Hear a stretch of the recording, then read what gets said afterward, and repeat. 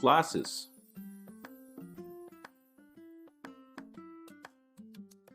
Classes. Because Python is object-oriented programming language, so classes are very important thing to know, and it's very effective rule in writing codes. Classes can be represented real-world things exactly like a blueprint.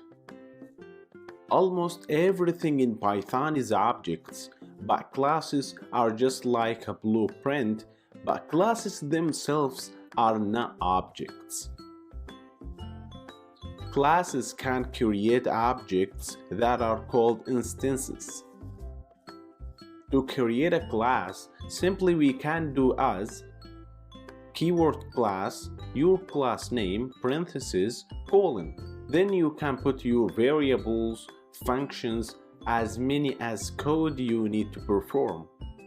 Note, first letter of the class name is always capital. So, to create an object of a class, your object name equal your class name, parentheses. See next lecture to know how to create a class object. Thank you for watching.